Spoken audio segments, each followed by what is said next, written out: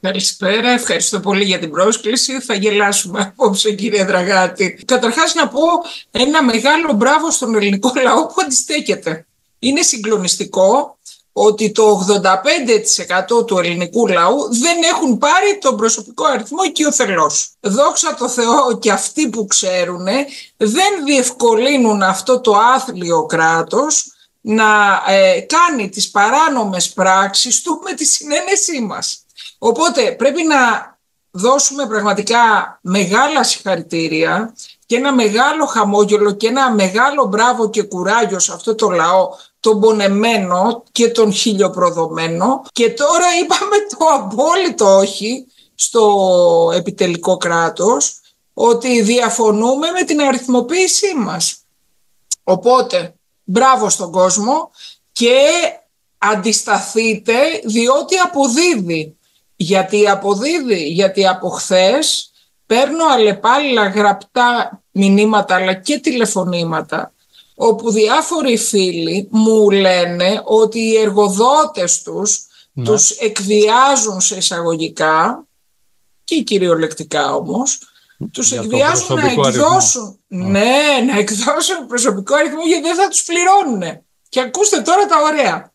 Έχουμε τέτοια παραδείγματα δηλαδή. Πολλά.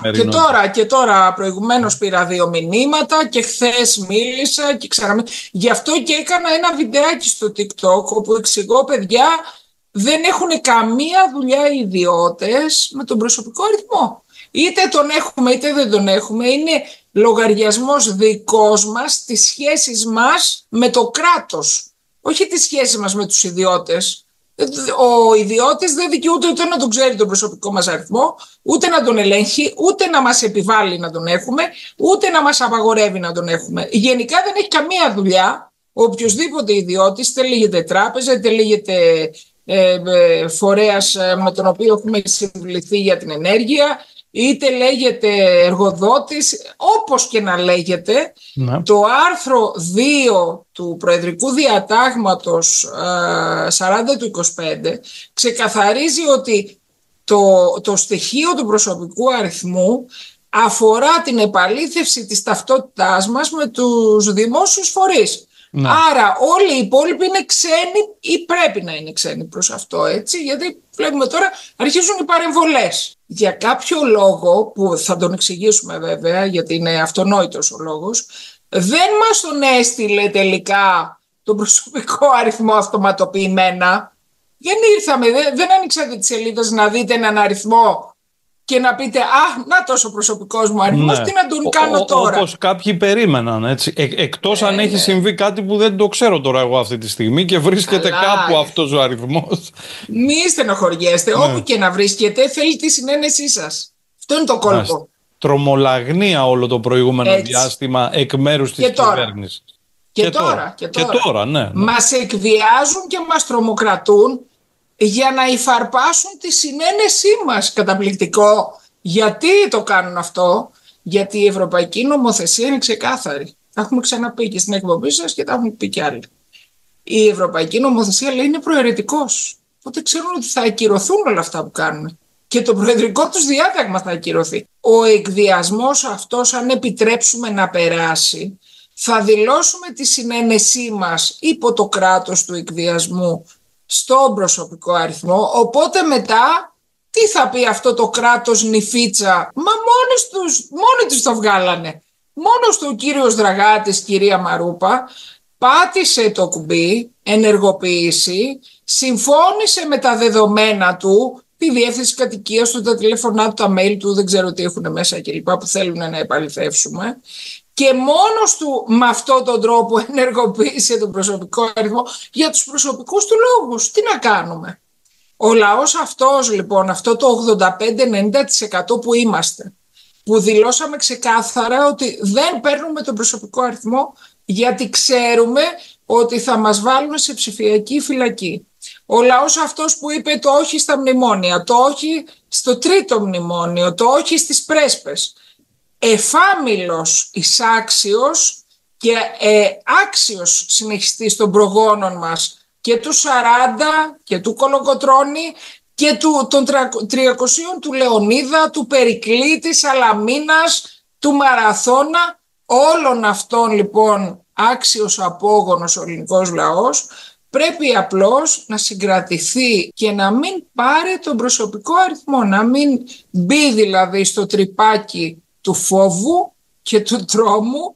Βλέπετε τώρα όλες οι ιστοσελίδες ξαφνικά μέρα νύχτα έχουν 3 μέρες που μας πυροβολούν τι θα πάθουμε αν δεν πάρουμε τον προσωπικό αριθμό και με ποιο τρόπο θα τον πάρουμε. Εμείς και τους ρωτήσαμε εμείς και έχουμε απορίες και θέλουν να μας τις λύσουν. Όλες οι ιστοσελίδες όμως, επίσημες, ανεπίσημες, πιο μικρές, δεν υπάρχει τέτοιος κατακλυσμός.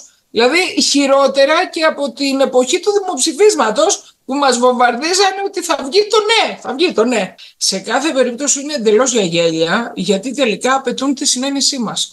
Στο χέρι μας είναι λοιπόν να μην δώσουμε τη συνένεσή μας. Και μαντέψτε τι θα γίνει. Αν το 85-90% δεν πει συνενώ στην έκδοση του προσωπικού αριθμού, ο προσωπικός αριθμός απλώς θα ατονίσει. Γιατί το λένε στο άρθρο 8 παράγραφος 2 του Προεδρικού Διατάγματος 40 του 25, ότι για λόγους λέει διαλειτουργικότητας και μέχρι να μπορέσουμε λέει να ρυθμίσουμε εδώ τα θέματά μας, πώς θα ανταποκρινόμαστε στον προσωπικό αριθμό, μπορούν οι δημόσιοι φορείς, δύναται με αλφαγιώτα, οι δημόσιοι φορείς να χρησιμοποιούν το ΑΦΜΗ και το ΆΜΚΑ των πολιτών για την επαλήθευση των στοιχείων. Άρα, αν εμείς το 85% που είμαστε η συντριπτικότατη πλειοψηφία δεν ανταποκριθούμε στο εκβιαστικό δίλημά τους για συνένεσή μας στην ψηφιακή φυλακή, είναι αναγκασμένοι να συνεχίσουν να χρησιμοποιούν το ΑΦΜΗ και το ΆΜΚΑ μας μέχρι τις 6 Μαΐου του 2026 και μαντέψτε τι άλλο λέει το άρθρο 8 παράγραφος 2.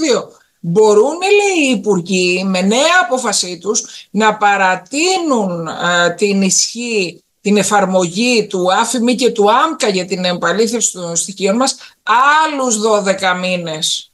Δηλαδή ψάχνουν να δούνε πώς θα πάνε τα πράγματα. Γι' αυτό απευθύνονται στο θυμικό μας και όχι στη λογική μας. Γι' αυτό μας κατατρομοκρατούν, για να αρπάξουν τη συνένεσή μας και να πούνε το κάναμε τώρα. Αφού το κάναμε και είστε μόνο 10% εσείς που αρνείστε, μπείτε στο περιθώριο. Έχω τη δυνατότητα τώρα να σας εγκλωβίσω εσάς το 10%. Θυμάστε το ίδιο έγινε και με το εμβόλιο. Και στο ο ελληνικός λαός είπε όχι. Σωστό. Να μην το ξεχνάμε και αυτό. Έτσι. Τώρα όχι, λοιπόν που βλέπουμε... όχι σε τόσο μεγάλο ποσοστό όσο με τον προσωπικό αριθμό, νομίζω. Εντάξει, η κατατρομοκράτηση θυμάστε τότε πόσο έντονη ήταν. Θα πεθάνουμε όλοι. Το Μπέργαμο, τα τάγκς βλέπαμε. Ούτε τάγκς τελικά, ούτε τίποτα δεν υπήρχαν. Οι απατεωνιές τους όλες που έχουν σκοπό πάντα αυτό, να μας εγκλωβίσουν, να εγκλωβίσουν το συναίσθημά μας, τη σκέψη μας, για να μας καταλήξουν σε αυτό που λέει ο Όργουελ, έτσι, στο 1984. Θέλουν να απαγορεύσουν τη σκέψη, το συναίσθημα, την κρίση και τη γνώμη. Μεγάλη και την ελευθερία του λόγου. Τίποτα. Πού είναι η αριστερά που το 1987, 88, 89, 90 ύψωσε ανάστημα στον αντίστοιχο προσωπικό αριθμό που ήταν τότε το ΕΚΑΜ, που είχε ψηφίσει ο Κουτσόγιοργας και είχε φτιάξει αντίστοιχο προεδρικό διάταγμα. Από τότε ήταν το σχέδιο να γίνει. Η αριστερά τότε όρθωσε ανάστημα. Ποια αναγκαιότητα ήταν που τους επέβαλε να κατασκευάσουν μία πλατφόρμα στην οποία θα μπαίνουν μέσα όλα μας τα δεδομένα και στα οποία θα έχουν πρόσβαση και οι ιδιώτες? Ποια αναγκαιότητα? Που το λένε ξεκάθαρα στο προεδρικό διάταγμα ότι αφορά μόνο δημόσιους φορείς. Όπου και ως που. Ένα μήνυμα έτσι που είχα είναι ότι θα το κάνουν μέσω της ΑΟΔΕ.